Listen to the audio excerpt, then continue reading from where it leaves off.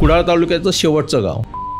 जे लोक फक्त नाव जरी ऐकतात ना त्यांच्या अंगावरती काटा असाच येतो. एवढं भयानक आहे ते, एवढं भयानक आहे. म्हणजे माणूस रात्रीचा एकटा जर गेला ना तर तो व्यवस्थित घरी परत जाईल की नाही ह्याची गॅरंटी नसते. बापरे. म्हणून माणसं शक्यतो एकटे जात नाहीत त्या रस्त्यावरून. जळबांधा म्हणून एक ठिकाण आहे.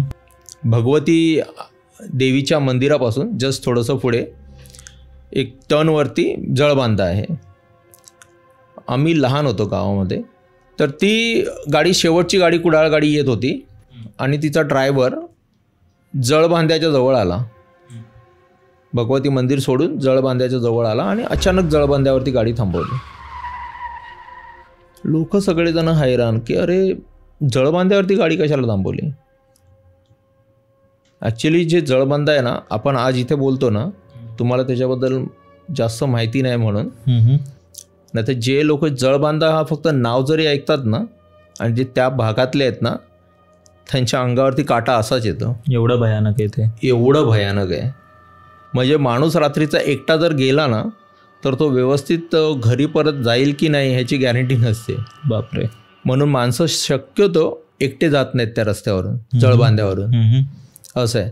म्हणजे तिथे म्हणतात की पूर्वीच्या काळी ना भुतावळच तिथे सोडली जायची. कसं गावागावांमध्ये खेड्यापाड्यांमध्ये कसं असते, अंगावर उतारे काढतात किंवा काय असतात असे प्रकार गावांमध्ये असतात, चालतात. मग तो प्रकार तो सगळा जळबांध्यावरती सोडला जायचा. बरोबर. आणि जळबांधा ज्याप्रमाणे एक देवचार असतो गावांमध्ये, प्रत्येक गावांमध्ये देवचारांच्या जर स्टोऱ्या बऱ्याच जणांना माहिती आहे. राखणदार, जसं एक राखणदार असतो ना तसा हा तिथे देवचार म्हणून एक प्रकारची एक शक्ती आहे. आणि जे कोणाच्या अंगामध्ये येते, जे कोणाला काय कसली बाधा वगैरे झाली असेल तर तिचा वरचा उतारा तिथे सोडला जातो. ते ठिकाण आहे जळबांधा. तर त्या जळबांध्याच्या ठिकाणी एस.टी. आली आणि हे काय सर्रास होत नसते कोणाबरोबर. आता जर आपण एखाद्या गोष्टी ज्यावेळी सांगतो की बाबा इथे हे दिसलं, इथे भूत दिसलं, तिथे ते असे प्रकारची आम्हाला जाणीव झाली वगैरे, ह्या सर्रास नाही होत. त्यांचा एक टाईम पिरियड आणि त्याचा एक योग असतो.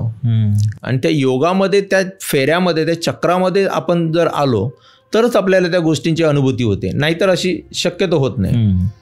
आणि तो एस.टीचा ड्रायव्हर एवढी कुडाळपासून गाडी घेऊन आला आहे सगळं काही, आणि त्या जळबांध्याकडे येऊन गाडीला त्याने अचानक ब्रेक मारला. इतक्या म्हणजे चालत्या गाडीने अचानक ब्रेक मारला आणि आतमध्ये एस टीमध्ये ओरडतोय, अरे ह्यो बघा बैला एवढं वाघ. बापरे. एस टीच्या समोर बैला एवढा मोठा वाघ असा तो सारखा ओरडतोय. म्हणून कंडक्टर पहिला गेला. माणसं तर कशाला उठून जाणार ना आपली सीट सोडून, म्हणून माणसं आपली सीटवरती बसली आहेत. आणि हा कंडक्टर पुढे गेला तर कंडक्टर म्हणतो अरे कुठे वाघ. पण ह्याला दिसायला लागला ड्रायव्हरला. म्हणून माणसं पुढे बघायला गेली तर माणसांनाही तो वाघ दिसेना, पण हा म्हणतोय बैला एवढं मोठं वाघ. फक्त त्यालाच दिसतंय ते, फक्त त्यालाच दिसतोय. आणि हेच असंच होते. जळबांधा लागलो म्हणून आमच्या गावाला बोलतात. तर जळबांधा कोणाला तरी एखाद्याला असा लागतो, मात्र तो माणूस कधीच राहत नाही. तेही सांगतो त्याच्यासोबत काय झालं जळबांध्याचं. पुढे ह्या लोकांनी भगवतीला गाराणं घातलं. आमच्या पंचक्रोशीतलंच म्हणता नाही येणार, संपूर्ण आज सिंधुदुर्ग जिल्ह्यातून लोक तिथे देवीकडे नवस करायला येतात, दर्शनासाठी येतात. तर भगवतीला गाराणं घातलं लोकांनी एस टीमधल्या की आई आम्हाला आमच्या घरापर्यंत सुखरूप पोचव म्हणून, कारण की ह्याला जळबांधा आता लागला आहे. ह्याने गाडी चालवली. गाडी मला वाटते हार्डली 1 मिनिट पुढे नेऊन परत थांबवायचा, जोरजोरात टाळा वाजवायचा आणि किंचाळायचा. बापरे.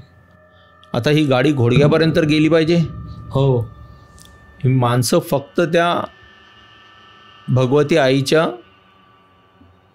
विश्वासावरती गाडीत बसून राहिली की आई ह्याचा कंट्रोल घेईल आणि आम्हाला सुखरूप सोडेल.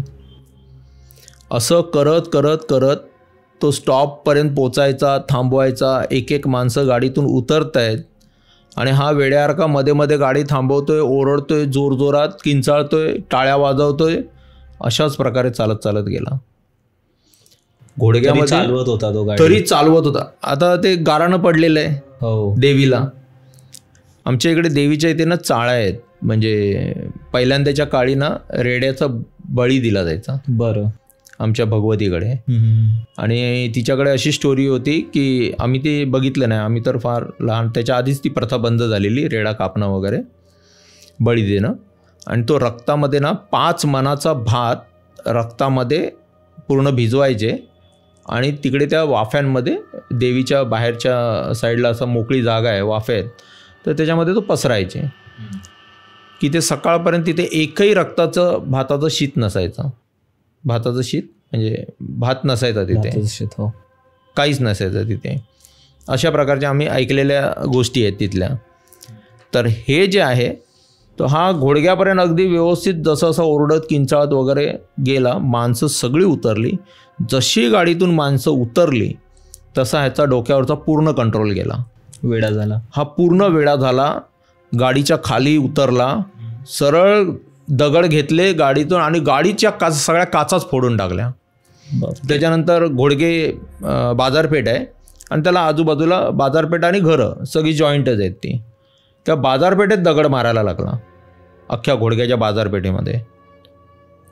लोकांनी त्याला बांधून घातला रश्शीने आणि दुसऱ्या दिवशी दुसरा ड्रायव्हर बोलवला आणि नंतर ती एस टी गेली असणार. पण ह्याला मग नंतर त्याच्या घरी सोडला. मी त्याच्यानंतर असं ऐकलं की 1 वर्षापर्यंत त्याचे सगळ्या प्रकारचे विलाज झाले, म्हणजे डॉक्टर वगैरे, ते सायकॅट्रिककडे नेले, सगळं काय, बाबा बुवा सर्व काही सगळं झालं.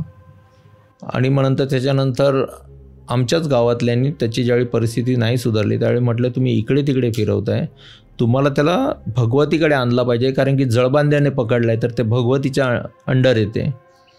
मग त्याला तिकडे आणला आणि 1 वर्षानंतर तो जळबांधा सुटला त्याचा.